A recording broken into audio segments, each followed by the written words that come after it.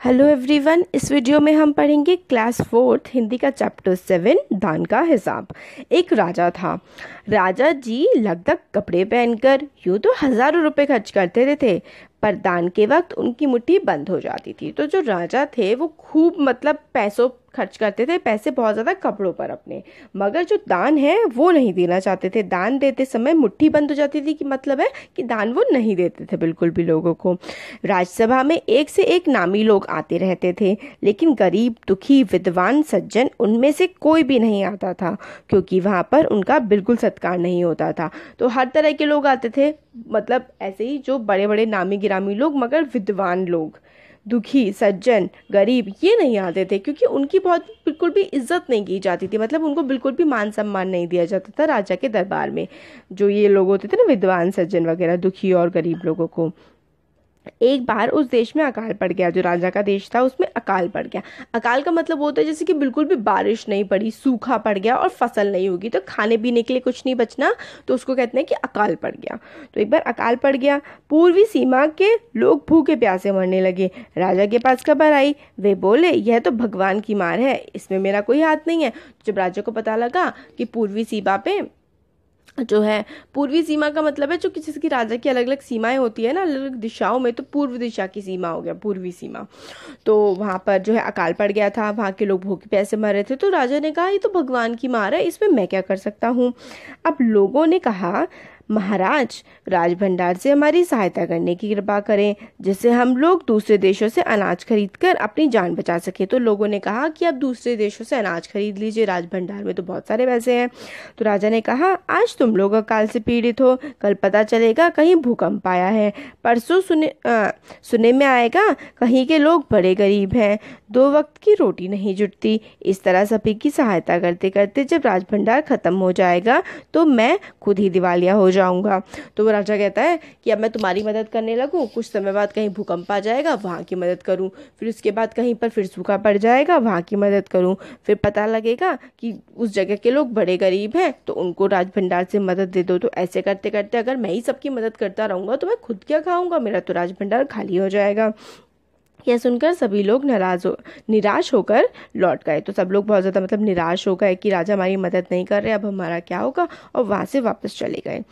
इधर अकाल का प्रकोप फैलता ही जा रहा था। ना जाने रोज कितने ही लोग भूख से मरने लगे। लोग फिर राजा के पास पहुंचे। उन्होंने राजसभा में गुहार लगाई, दुहाई महाराज, आपसे ज्यादा कुछ नहीं चाहते, सिर्फ 10,000 रुपये हमें दे दें तो हम आधा पेट खाकर भी जिंदा रह जाएंगे। तो उन्होंने कहा कि राजा, अच्छा आप हमें ज़्यादा मत दीजिए, क्योंकि बहुत ज़्यादा लोग मर रहे थे। तो उन्होंने कहा कि आप सिर्फ हमें 10,000 रुपये दे दीजिए, और इससे ज़्यादा हम आपसे नहीं मांगेंगे, और जितना आधा पेट ही खा करके कम से कम जिंदा तो रह पाएंगे। तो राजा ने कहा, 10,000 रुपये भी क्या तुम्हें बहुत कम लग रहे हैं, और इतने कष्ट से जीवित रहकर लाभ ही क्या है। अब राजा ने कहा, आप 10,000 रुपये लेकर भी क्या करोगे, कम है क्या, और इतनी परेशानी में एक समय का खाना खाना, बाकी समय भूखा रहना, इतने कष्ट में, इतने दुखों में तुम जिंदा रह के करोगे ही क्या। एक व्यक्ति ने कहा, भगवान की कृपा से लाखों रुपए राजकोष में मौजूद हैं, जैसे धन का सागर हो, उसमें से एक आध लोटा ले लेने से महाराज का क्या नुकसान हो जाएगा। तो एक ने कहा कि इतना सारा धन है महाराज के पास, तो थोड़ा बहुत आप हमें दे देंगे तो आपका कोई नुकसान थोड़ी ना हो जाएगा। राजा ने कहा, राजकोष में अधिक धन है तो क्या उसे दोनों हाथों से लुटा दूं। अब राजा ने कहा, अब धन ज्यादा है तो क्या मैं बांटता फिरूं इधर उधर। एक अन्य व्यक्ति ने कहा, महल में प्रतिदिन हजारों रुपए इन सुगंधित वस्त्रों, मनोरंजन और महल की सजावट में खर्च होते हैं। यदि इन रुपयों में से ही थोड़ा सा धन जरूरतमंदों को मिल जाए तो उन दुखियों की जान बच जाएगी। तो फिर लोगों ने कहा कि इतना ज़्यादा कपड़ों पर, मनोरंजन पर, सजावट पर महल की इतने पैसे खर्च होते हैं, वो बचा करके आप थोड़ा उनमें से थोड़ा खर्चा कम कर दीजिए और हमें थोड़े से दे दीजिए, तो लोगों की जान बच जाएगी। ये सुनकर राजा को क्रोध आ गया, गुस्सा आ गया ये बात सुन के राजा को। वो गुस्से से बोला, खुद भिखारी होकर मुझे उपदेश दे रहे हो, मेरा रुपया है, मैं चाहे उसे उबाल कर खाऊं चाहे तल कर, मेरी मर्जी। तुम अगर इसी तरह बकवास करोगे तो मुश्किल में पड़ जाओगे, इसलिए इसी वक्त तुम चुपचाप खिसक जाओ। तो फिर राजा कहते हैं कि वो मेरे पैसे हैं, मेरी मर्जी, मैं उन्हें किसी भी तरीके से खर्च करूं, खुद तो भिखारी हो और भिखारी होकर के मुझे उपदेश देते हो। चले जाओ यहाँ से, नहीं तो तुम्हारे लिए अच्छा नहीं होगा। अब राजा को क्रोध में देखकर लोग वहां से चले गए। राजा हंसते हुए बोला, छोटा मुंह बड़ी बात, अगर 100-200 रुपये होते तो एक बार सोच भी सकता था। पहरेदारों की खुराक 2-4 दिन कम कर देता और यह रकम पूरी भी हो जाती, मगर 100-200 से इन लोगों का पेट नहीं भरेगा। एकदम 10,000 मांग बैठे। छोटे लोगों के कारण नाक में दम हो गया है। अब राजा कहने लगे कि 10,000 रुपये मांग रहे हैं, 100-200 मांगते तो मैं थोड़ी बहुत इन्हें पैसे दे भी देता। 1-2 दिन जो है पहरेदारों की खुराक खाना कम दे देता पहरेदारों को, तो वो मेरे पैसे निकल जाते। अब ये 10,000 एकदम से मांग रहे हैं और इन्होंने तो मतलब छोटे लोगों ने तो परेशान करके रख दिया है मुझे।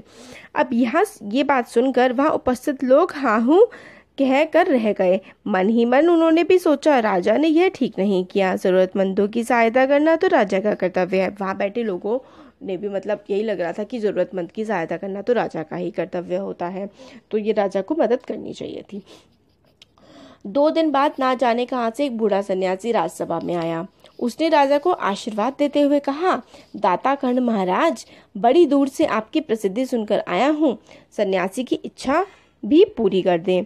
तो एक सन्यासी आता है और कहता है कि महाराज, आपकी प्रसिद्धि, आपकी तारीफें सुनकर के आया हूँ, तो आप मेरी इच्छा भी पूरी कर दीजिए। अपनी प्रशंसा सुनकर राजा बोला, जरा पता तो चले तुम्हें क्या चाहिए, यदि थोड़ा कम मांगो तो शायद मिल भी जाए। अब राजा ने कहा कि राजा खुश हो गया अपनी तारीफ सुन के, तो कहा अगर कम मांगोगे तो शायद हो सकता है मिल जाए। सन्यासी ने कहा, मैं तो सन्यासी हूँ, मैं अधिक धन का क्या करूँगा, मैं राजकोष से 20 दिन तक मामूली भिक्षा प्रतिदिन लेना चाहता हूँ। तो राजा से कहा सन्यासी ने कि मैं सिर्फ 20 दिन तक राजकोष से बिल्कुल मामूली सी भिक्षा लूंगा।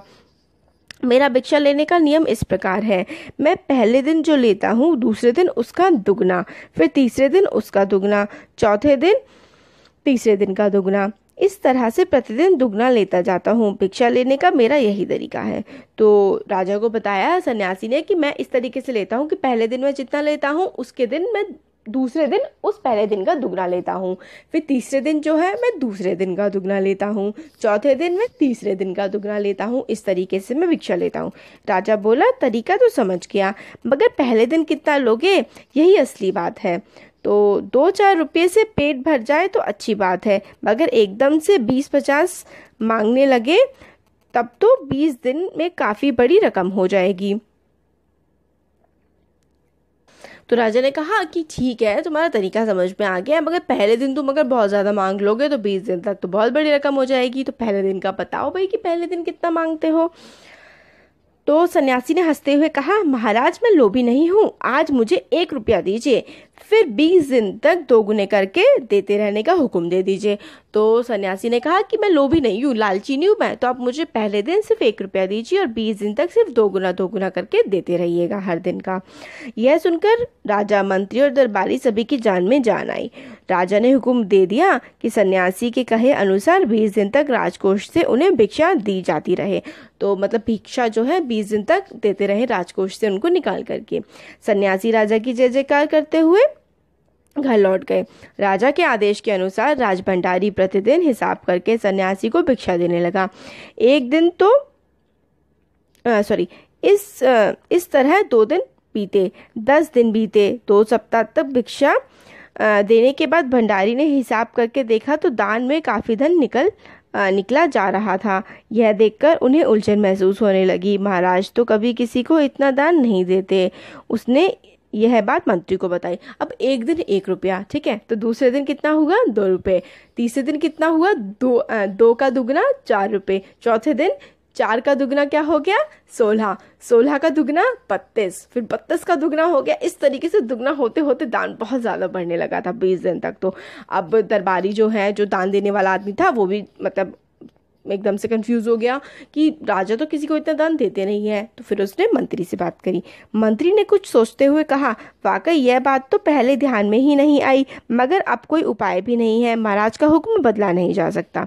इसके बाद फिर कुछ दिन बीते। भंडारी फिर हड़बड़ाता हुआ मंत्री के पास पूरा हिसाब लेकर आ गया। हिसाब देखकर मंत्री का चेहरा फीका पड़ गया। वह अपना पसीना पोंछकर, सिर खुजलाकर, दाढ़ी में हाथ फेरते हुए बोला, यह क्या कह रहे हो? अभी तो इतना धन चला गया है, तो फिर 20 दिनों के अंत में कितने रुपये होंगे? भंडारी बोला, जी पूरा हिसाब तो नहीं किया है। मंत्री ने कहा, तो तुरंत बैठकर अभी पूरा हिसाब करो। तो फिर उसने कहा कि मतलब आधे टाइम में आ गया दरबारी मंत्री के पास। तो उसने कहा कि बहुत ज़्यादा धन चला गया। मंत्री भी परेशान हो गया और अभी तो 20 दिन भी पूरे नहीं हुए थे। भंडारी हिसाब करने बैठ गया। मंत्री महाशय अपने माथे पर बर्फ की पट्टी लगाकर तेजी से पंखा झलवाने लगे। अब मंत्री जी जो है वो परेशान हो गए हिसाब देख के, और फिर वो अपने ठंडा बर्फ और पंखा हिलाने लगे। कुछ ही देर में भंडारी ने पूरा हिसाब कर लिया। मंत्री ने पूछा, कुल मिलाकर कितना हुआ? भंडारी ने हाथ जोड़कर कहा, जी 10,38,575 रुपये। तो कितना हो गया 20 दिन में? अगर शुरुआत के दिन में 1 रुपया ले लिया जाए और उससे आगे बढ़ाते जाएं, डबल करते जाएं हर रोज़, तो कितना हो जाएगा? पूरा 10,38,575 रुपये। मंत्री गुस्से में बोला, मजाक कर रहे हो? यदि सन्यासी को इतने रुपए दे दिए तो राजकोष खाली हो जाएगा। भंडारी ने कहा, मजाक क्यों करूंगा, आप ही हिसाब देख लीजिए। यह कहकर उसने हिसाब का कागज मंत्री जी को दे दिया। हिसाब देखकर मंत्री जी को चक्कर आ गया। सभी उन्हें संभालकर बड़ी मुश्किल से राजा के पास ले गए। राजा ने पूछा, क्या बात है? मंत्री बोले, महाराज राजकोष खाली होने जा रहा है। राजा ने पूछा, वह कैसे? मंत्री बोले, महाराज सन्यासी को आपने भिक्षा देने का हुक्म दिया है, मगर अब पता चला है उन्हें इस तरह राजकोष से करीब 10 लाख रुपए झपटने का उपाय लिया है। राजा ने गुस्से से कहा, मैंने इतने रुपए देने का आदेश तो नहीं दिया था, फिर इतने रुपए क्यों दिए जा रहे हैं? भंडारी को बुलाओ। मंत्री ने कहा, जी सब कुछ आपके हुक्म के अनुसार ही हुआ है, आप खुद ही दान का हिसाब देख लीजिए। राजा ने उसे एक बार देखा तो 2 बार देखा, इसके बाद वह बेहोश हो गया। काफी कोशिशों के बाद उनको होश में आ जाने पर लोग सन्यासी को बुलाने दौड़े। सन्यासी के आते ही राजा रोते हुए उनके पैरों पर गिर पड़ा। बोला, दुहाई है सन्यासी महाराज, मुझे इस तरह जान माल से मत मारिए, जैसा भी हो एक समझौता करके मुझे वचन से मुक्त कर दीजिए। तो मतलब हिसाब तो बिल्कुल सही था। अब राजा परेशान हो गया। तो उस राजा ने कहा कि भाई सन्यासी महाराज को बुलाइए और किसी तरीके से समझौता करवाइए कि जो मैंने वचन दिया है उससे मुझे मुक्ति मिले। अगर आपको 20 दिन तक भिक्षा दी तो राजकोष खाली हो जाएगा, फिर राजकाज कैसे चलेगा? सन्यासी ने गंभीर होकर कहा, इस राज्य में लोग अकाल से मर रहे हैं, मुझे उनके लिए केवल 50,000 रुपये चाहिए। वह रुपया मिलते ही मैं समझूंगा मुझे मेरी पूरी भिक्षा मिल गई। राजा ने कहा, परंतु उस दिन एक आदमी ने मुझसे कहा कि लोगों के लिए 10,000 रुपये ही बहुत होंगे। सन्यासी ने कहा, मगर आज मैं कहता हूँ कि 50,000 से 1 पैसा कम नहीं लूंगा। राजा गिड़गिड़ाया, मंत्री गिड़गिड़ाए, सभी गिड़गिड़ाए, मगर सन्यासी अपने वचन पर डटा रहा।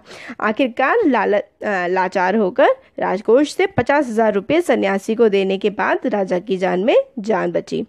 पूरे देश में खबर फैल गई कि अकाल के कारण राजकोष से 50,000 रुपये राहत में दिए गए हैं। सभी ने कहा, हमारे राजा कर्ण जैसे ही दानी हैं। तो अब सन्यासी का वचन तो दे दिया था, वचन तोड़ नहीं सकते थे राजा। तो फिर सन्यासी के पैरों में पड़ गए और कहा कि आप मतलब बता दीजिए जितना पैसा, मतलब अगर आप इतना पैसा लेंगे 20 दिन तक तो फिर तो भाई हमारा राजकोष ही खाली हो जाएगा। तो फिर सन्यासी ने कहा, ठीक है, आपके जो राज्य में अकाल पड़ा है मुझे उसके लिए 50,000 रुपये चाहिए। तो राजा ने कहा, लोग तो 10 मांग रहे थे। अब सन्यासी ने कहा, 50,000 से 1 रुपया भी मैं कम नहीं लूँगा। तो फिर राजा ने 50,000 रुपये दे दिए और पूरे देश में ये बात फैल गई कि राजा ने 50,000 रुपये दिए हैं अकाल पीड़ित लोगों को, और राजा को फिर लोगों ने दानवीन कर जैसा दानी बताया। तो देखिए किस तरीके से एक बार हिसाब देखते हैं। देखिए 1 रुपया पहले दिन, 2 रुपया दूसरे दिन, तीसरे दिन 2 का दुगना 4, चौथे दिन 4 का दुगना 8, फिर 8 का दुगना हो गया 16, 16 का दुगना 32, 32 का दुगना 64, 64 का दुगना 128, फिर 90 दिन 256, फिर 512, 10वें दिन, 11वें दिन 1024, 12वें दिन 4096, 14वें दिन 8192 और फिर 20वें दिन क्या हो जाएगा 5,24,228, 28 नहीं 5,24,288 लाख। तो और फिर कुल अगर टोटल मिला लें सबका तो 5वें, ये तो 20वें दिन का हिसाब है ना, 20वें दिन आपको लगभग 5.5 लाख रुपए देने पड़ेंगे और सबका टोटल मिलाया जाए तो 10 लाख से भी ज़्यादा ये हिसाब बैठता है। तो इस तरीके से जो है सन्यासी उन्होंने होशियारी लगाई और फिर राजा से जो है लोगों के लिए पैसे वहाँ से निकलवा लिए। तो ये चैप्टर का एक्सप्लेनेशन हमारा कंप्लीट हो गया। देखिए कितना अच्छा चैप्टर था ये। Thank you.